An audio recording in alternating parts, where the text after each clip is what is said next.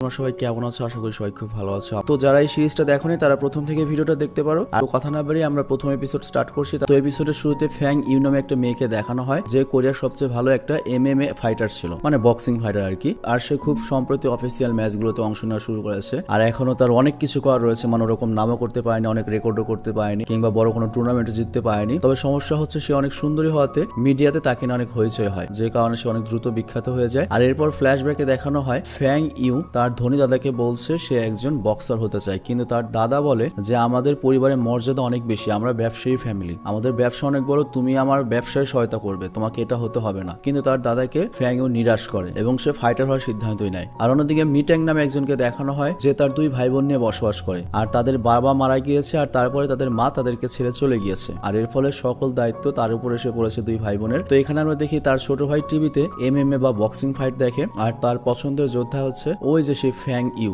যাকে সে কুইন বা রানী বলে ডাকে। তো যাই হোক, মিং ট্যান তার ছোট ভাই বোনের সকল চাহিদা পূরণ করতে বাড়তি কাজ করে, আর তারপর তাকে কলেজ করতে হয়। তো আমরা দেখি সে একটা রেস্টুরেন্টে খাবার ডেলিভারি কাজ করছে, আর পাশাপাশি তার পড়ালেখা চালিয়ে যেতে তার একটা ভালো স্কুলের স্কলারশিপ প্রয়োজন, যাতে সে বিনা বেতনে পড়তে পারে। তো এরকম স্কুলের সে খোঁজ করছিল, আর সেরকম একটা সময় সে একদিন একটা মার্শাল আর্টের একটা লোককে খাবার ডেলিভারি দেওয়ার কাজ পায়। আর কাজটা একটু কঠিন ছিল, কারণ যে জায়গাতে খাবার ডেলিভারি দিতে হবে সেই জায়গাটা তাদের রেস্টুরেন্ট থেকে 20 মিনিটের পথ ছিল, কিন্তু তার খাবারটা ডেলিভারি দিতে হবে 15 মিনিটের মধ্যে, মানে 15 মিনিটের মধ্যে সে হাতে খাবার চেয়েছে। তো সময় কম থাকার কারণে আমরা দেখি মি ট্যাং অনেক দ্রুত শর্টকাট রাস্তা দিয়ে চলে যায়, মানে তার সকল অলিগুলি মনে থাকে আর কি। আর এটা তার একটা স্পেশাল গুণ, সব রাস্তা মনে রাখতে পারে। তো এই কারণে তার কাজ সহজ হয়ে যায়। আর সে যখন প্রায় পৌঁছে যায় তখন আমরা দেখি রাস্তায় এক মহিলা ফল বিক্রি করছিল, তার গাড়ি থেকে ফল পড়ছে এবং গাড়িটা আস্তে আস্তে ঢালুতে সামনের দিকে চলে যাচ্ছে। তো তখন করে কি ওই মহিলাকে সাহায্য করার চেষ্টা করে, আর তখনই আমরা এমএ ফাইটারের সেই যোদ্ধা, মানে ওই মহিলা বক্সার ফ্যাং ইউকে দেখতে পাই, যে ওই গাড়িকে থামানোর জন্য গাড়িতে একটা লাথি দেয়, যার ফলে কি হয় গাড়িটা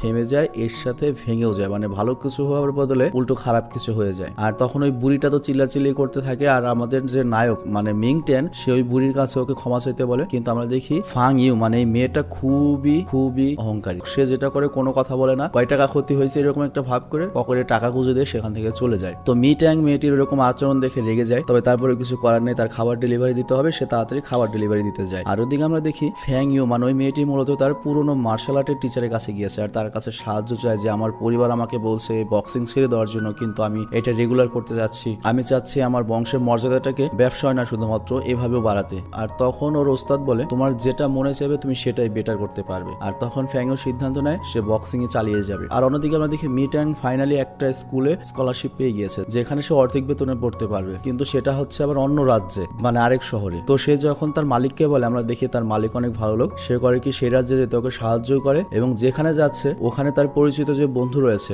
যে ধরনের রেস্টুরেন্টের কাজ করে সেখানে ওর একটা কাজও ম্যানেজ করে দেয়, এবং এর সাথে ওকে কিছু টাকাও দিয়ে দেয় যাতে ওখানে গিয়েও টিকতে পারে। আর পরের সিনে আমরা দেখি মিটান এবং তার ভাই বোনরা নতুন বাড়িতে থাকতে এসেছে। তো এখানে আমরা দেখি বাড়িটা অনেক বড়, তো বাড়ি দেখে তো ওদের ভাই বোন অনেক পছন্দ হয়, যার ফলে আমাদের মিটান অনেক খুশি হয়, ওকে আমরা নায়ক হিসেবে বলবো এখন থেকে।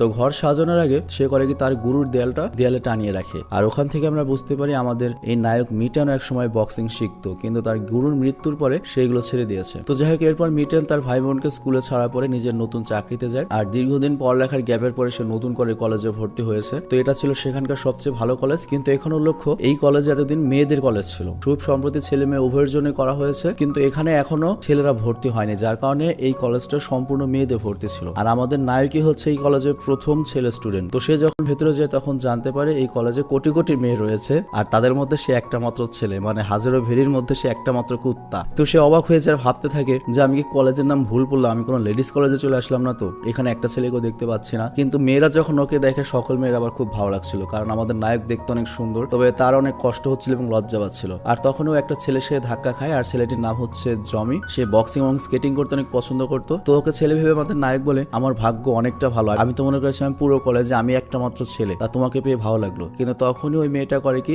নিজের গোলাপি ক্লিপটা মাথা থেকে বের করে মাথার সামনে লাগায়, আর তখন মিং ট্যান মানে আমাদের নায়ক তার কাছে ক্ষমা চায়, ভুল হয়ে গেছে। আর তারপর আমরা দেখি ওই মেয়েটি সেখান থেকে স্কেটিং করতে করতে চলে যায়। আর এরপর আমরা কলেজের প্রিন্সিপাল এবং আরেকজন টিচারকে দেখি যার নাম হচ্ছে ওয়াং। তারা অনেক চিন্তিত ছিল, কারণ তাদের কলেজটা ছেলে মেয়েদের জন্য উন্মুক্ত করার পর এ পর্যন্ত 10টা ছেলে অ্যাডমিশন নিয়েছিল, কিন্তু একটা ছেলেও এখনো আসেনি, কারণ যে ছেলে এখানে আসে চারপাশে খালি মেয়ে দেখে লজ্জা পেয়ে ভয় পেয়ে অন্য কলেজে চলে যায়। কিন্তু এরপর তারা যখন জানতে পারে মিং ট্যান একাই রয়ে গিয়েছে, তারা খুব খুশি এবং প্রিন্সিপাল আদেশ দেয় মিস্টার ওয়াংকে যা কিছু হয়ে যাক না কেন এই ছেলেটা যেন কোনোভাবেই কলেজ থেকে না যেতে পারে, তাকে দিয়ে আমাদের কলেজ এগিয়ে যেতে হবে। তো যাই হোক ওদিকে আমরা দেখি মেয়েরা মিং ট্যানকে দেখে পাগল হতে শুরু করেছে, কেউ ওর রাস্তা আটকায়, কেউ ওকে সাহায্য করতে চায়, কিন্তু মিং ট্যানের কোনো সাহায্যের প্রয়োজন ছিল না। আর তখনই আমরা দেখি দুইটা মেয়ের মধ্যে কথা কাটিও হয়ে যায় যে কে মিং ট্যানকে প্রিন্সিপালের অফিসে নিয়ে যাবে। কিন্তু মিং ট্যান তখন কি করে, নিজেই চালাকি করে সেখান থেকে চলে আসে, যার ফলে ওদের মতো ওরা ঝগড়া করতে থাকে আর সেখান থেকে পালায়ও। আর এরপর সে যখন কলেজের এদিক ওদিক ঘুরছিল তখন সে ফ্যাং ইউকে দেখতে পায়, আর তখন আমাদের নায়ক ওর চেহারা চিনে ফেলে এবং জিজ্ঞেস করে তুমি কি সেই মেয়ে? তখন আমাদের ফ্যাং ইউ মানে ও তো খুব অহংকারী এমন একটা ভাব করে চলে আসে, যার ফলে ওর ব্যাগের আঘাত লেগে ওর হাত কেটে যায়। তো তখন আমাদের নায়ক বলে ক্ষমা চাইতে, কিন্তু ক্ষমা তো চায় না, উল্টো টাকা গুঁজে দেয় যে চিকিৎসা করিয়ে নিও। মানে ও বড় লোকের মেয়ে, তার উপর সফল বক্সার, তো টাকা ছাড়া কিছু চেনে না। তো তখন ওকে আমাদের নায়ক একটু কথা শুনে এবং ওই মেয়েটিকে পাগল বলে, যার ফলে ফ্যাং ইউর একটু আগের কথা মনে পড়ে। আর তখন আমরা ফ্ল্যাশব্যাকে দেখতে পাই, ফ্ল্যাশব্যাকে দেখি যার জন্য নায়ক ওকে পাগল বললো, যে ঠেলা গাড়িতে লাথি মেরেছিল সেটা আসলে মেরেছিল একটা ছোট মেয়েকে বাঁচার জন্য যে রাস্তা পার হচ্ছিল। ওর উদ্দেশ্য ভালো ছিল, কিন্তু এর কারণে ওই বুড়ি মহিলার লোকসান হয়েছে, কিন্তু আমাদের নায়ক সেটা দেখতে পায়নি আর কি। তো যাই হোক ওই মেয়েটি কোনো কিছু বলে না। আর তারপর আমরা দেখি মিং ট্যান মেয়েদের মাঝে বসে রয়েছে, কিন্তু এখানে পরিষ্কার আমরা বুঝতে পারি ওর চেহারায় অনেক লজ্জা ছিল এবং অস্বস্তি বোধ করছিল। তবে তারপরেও যত সম্ভব ইজি থাকার চেষ্টা করছিল, তবে তারপরেও সকল মেয়েরা ওর দিকে এমন ভাবে তাকাচ্ছিল যার ফলে আনইজি হয়ে যাচ্ছিল। তো এরপর আমরা দেখি জমি এবং ফ্যাং ইউ একসাথে বক্সিং করছে, আর আমরা জানতে পারি ওরা আগে থেকে অনেক ভালো বন্ধু, দুজনেই বক্সিং পছন্দ করে। তো জমি তখন খেয়াল করে ফ্যাং ইউ কিছু তোরা চিন্তিত, এর কারণ ওকে জিজ্ঞেস করে কি হয়েছে। তখন ফ্যাং ইউ বলে নতুন যে ছেলেটি এসেছে ও আমাকে এমন কিছু কথা বলেছে যার কারণে আমার কাছে মনে হচ্ছে আমার কোনো অসুখ রয়েছে। আর নেক্সট সিনে আমরা ফ্যাং ইউকে তার বাড়িতে দেখতে পাই, আর সে আমাদের নায়ক যে ওকে পাগল বলেছিল সেই কথাটাই ভাবছে, মানে অহংকারী পাগল বলেছিল। তো এরপর সিন যায় আবার ফ্ল্যাশব্যাকে, যখন ও ছোট ছিল তখন আমরা দেখি ওর বাবা মা কোনোভাবেই মানতো না ও একটা মেয়ে, তারা সবসময় একটা ছেলে চাচ্ছিল। তো ও যখন জন্মগ্রহণ করে ওর বাবা মার সাথে এমন আচরণ করেছিল যেন ও একটা ছেলে, এবং ওরকে ওরকম পোশাকই পরাতো। তো ও তখন বুঝতে পারতো না যে ও ছেলে না মেয়ে। তো এইভাবে ও বড় হচ্ছিল, কিন্তু যখন ওর ভাই জন্ম হয় তখন ওর মা প্রথমবারের মতো ওকে মেয়েদের মতো থাকার পারমিশন দেয়, আর এতে ও অনেক বেশি খুশি হয়েছিল যে মেয়েদের মতো থাকতে পারবে। আর যখন ও মেয়েদের মতো থাকতে পারবে জেনেছিল তখন ও একটা ছেলেকে পছন্দ করতো, তার জন্য একটা গিফট নিয়ে গিয়েছিল প্রপোজ করার জন্য, কিন্তু ওই ছেলেটা তো মনে করতো একটা ছেলে, এই জন্য ওকে পাগল বলে। আর এই জন্য ওই পাগল কথাটা ওকে অনেক কষ্ট দেয়, এবং আজকে নতুন করে আবার ভাবছে যে ও কি পাগল নাকি মেয়ে নাকি ছেলে। তো যাই হোক অন্যদিকে আমরা দেখি মিং ট্যানের বাড়িতে তার ছোট ভাই ঘুমের মধ্যে উঠে বসে এবং হাওয়ায় ঘুষি মারতে থাকে, আর মিং ট্যান এসব দেখে হাসে। আর তখনই তার মনে পড়ে আচ্ছা যে মেয়েটির সাথে আমার তর্ক হয়েছিল আমার ভাই তো সেই মেয়েটিরই ফ্যান। কিন্তু তখন আমার মনে পড়ে ফ্যাং ইউ মানে ওই মেয়েটির চোখ ওর মায়ের চোখের মতো, যে কারণে ও রেগে যায়, কারণ ওর মা তো ওদেরকে ছেড়ে গিয়েছে ওর বাবা মারা যাওয়ার পরে। তো এ নিয়ে এর জন্য আর বেশি ভাবে না। তো এর পরের দিন আমাদের মিং ট্যান যখন কলেজে যায় অনেক মেয়েরা ওকে বিরক্ত করে, যার ফলে ও পড়াশোনায় মনোযোগ দিতে পারছিল না। বুঝতে হবে ভাই তুমি আমি কি করতাম এরকম একটা অবস্থায় পড়লে। আর অন্যদিকে আমরা দেখি প্রিন্সিপাল আর মিস্টার ওয়াং অনেক খুশি যে কলেজে অন্তত একটা ছেলে আছে আর ওই ছেলেটা থেকে গিয়েছে। কিন্তু আমরা দেখি আমাদের নায়ক মূলত অন্য কলেজে যাওয়ার কথা ভাবতে থাকে, মানে এখানে সে আর টিকতে পারছে না, মনে হচ্ছে সে একটা অচিন পৃথিবীতে রয়েছে। তো এর জন্য সে এমন একটা কলেজ খুঁজছিল যেখানে স্কলারশিপ কম দিক, বেতন বেশি নিক, সমস্যা নাই, কিন্তু আমি এখান থেকে যাব। কিন্তু এই কলেজে আমরা একটা স্পেশাল বিষয় দেখি, সেটা হচ্ছে এই কলেজে পড়ালেখা যাই করাক প্রত্যেকটা খেলার জন্য আলাদা আলাদা স্পোর্টস ক্লাব ছিল। মানে এখানকার পোলাপানরা পড়ালেখার চেয়ে ক্লাবের সময় বেশি কাটাতো এবং তাদের ক্লাবের স্কিল এবং খেলার যোগ্যতা অনেক বেশি ছিল, এবং তাদের সবার লক্ষ্য ছিল যাতে তারা জাতীয় এবং আন্তর্জাতিক পর্যায়ে তাদের অ্যাথলেটিক স্কিল দেখাতে পারে। যেমন কোনো মেয়ে বক্সিং করছে, কেউ জিমন্যাস্টিক। তো যাই হোক এরপর মিং ট্যান যায় বক্সিং ক্লাবে, আর সেখানে জমি আর ফ্যাং ইউকে লড়াই করতে দেখে। জমি মানে হচ্ছে ওই মর্দা মেয়েটা। তো ফ্যাং ইউর লড়াইয়ের স্কিল দেখে আমাদের নায়ক অনেক অবাক হয়ে যায়, এবং তার কাছে মনে হয় ওর লড়াইয়ের কৌশলটা ওর একেবারে গুরুর মতো। আর তখন ওর মনে হয় হয়তো আমার গুরুর কাছ থেকেও কখনো বক্সিং শিখেছিল, তবে তারপর ওকে নিয়ে খুব বেশি ভাবে না। আবার ওদিকে মেয়েরা মিং ট্যানকে তাদের ক্লাবে যুক্ত হওয়ার জন্য জোর করতে থাকে, আর এই গোল্ডেন কালারের চুলের মেয়েটা ওকে একটু মনে হয় বেশি পছন্দ করে। তো যাই হোক ওখানে মেয়েরা ঝগড়া লেগে যায়, আর ঝগড়ার কারণ হচ্ছে আমাদের নায়ক কার সাথে যুক্ত হবে, একটা মাত্র ছেলে, বুঝতে পারছো কি দাম। তো তখন ওদের কাছ থেকে ছাড়া পাওয়ার জন্য মিং ট্যান করে কি কারো ক্লাবে যুক্ত হয় না,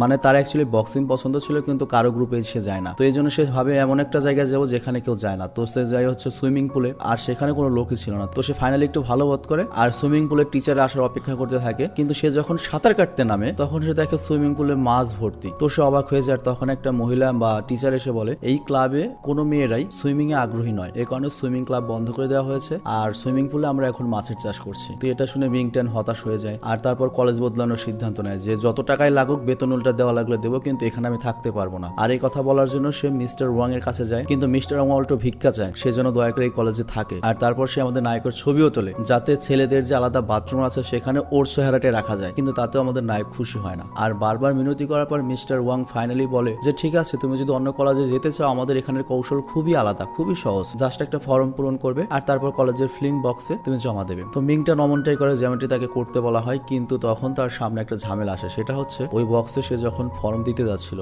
তখন একটা মহিলাদের গ্রুপ আসে যারা জুডো করতো, তো তারা ওকে থামানোর চেষ্টা করে। মূলত কলেজের প্রিন্সিপাল এই মেয়েদের পাঠিয়েছে ওকে আটকানোর জন্য, যাতে ও বক্স পর্যন্ত পৌঁছাতে না পারে, ওই ফর্মটা জমা নিতে না পারে। কিন্তু আমরা দেখি আমাদের নায়ক অনেক সহজে ওদের হারিয়ে দেয়, কিন্তু তারপরেও সেখানে গিয়ে লাভ হয় না, কোনো বক্স পায় না, যার কারণে ও আবার মিস্টার ওয়াং এর কাছে আসে এবং ওয়াং আবারও রিকোয়েস্ট করে এই কলেজ তুমি ছেড়ো না, তোমাকে আমরা পুরো বেতন মাফ করে দেবো, এমনকি তুমি যদি চাও তোমার যদি কলেজ থেকে কোনো লোন লাগে আমরা লোনও দেবো, তোমাকে 30 বছর সময় দেবো লোন শোধ করার জন্য, তোমাকে কোনো সুদও দিতে হবে না, মানে ফ্রিতে পড়াশোনা তো করবে, তারপর কলেজ থেকে উল্টো ওকে কিছু টাকাও দেবে। তো এরকম একটা অফার পাওয়ার পরে অনিচ্ছা সত্ত্বেও আমাদের নায়ক রাজি হয়ে যায়, আর কোনো উপায় তো নেই। তো এরপর আমরা দেখি মিং ট্যান যখন বাথরুমে কাপড় বদলাতে যায় তখন সে জানতে পারে সে ভুলবশত মেয়েদের বাথরুমে ঢুকে পড়েছে, আর গিয়েছে বক্সারের সামনে গিয়েছে, আর তখন সে কাপড় চেঞ্জ করছিল। তো তখন ওই মেয়ে বক্সার করে কি আমাদের নায়ককে লাথি মেরে মাটিতে ফেলে দেয়। আর এরপর আমরা দেখি জমি নামে ওই মেয়েটি ফ্যাং ইউ আর আরেকটা মেয়ে আছে গোল্ডেন চুলাওয়ালা টেকোয়ানোর নাম, ওরা করেছে কি আইসক্রিমের দোকানে দাঁড়িয়েছিল এবং তর্ক করছিল কোন আইসক্রিম খাবে, কোনটা স্বাদ ভালো। আর অন্যদিকে আমরা দেখি মিং ট্যান খাবার ডেলিভারি করতে গিয়েছে, মানে ওর তো পড়ালেখার পাশাপাশি কাজ করতে হয়। আর তখন দেখতে পাই কিছু ছেলে একটা ছোট বাচ্চাকে রাস্তায় বিরক্ত করছে, আর তখন ওই বাচ্চাটিকে ওখান থেকে পালাতে সাহায্য করে, কিন্তু তখন ওই ছেলেরা ওকে ধরে ফেলে এবং ওদের স্কুলের মাঠে নিয়ে যায় ওকে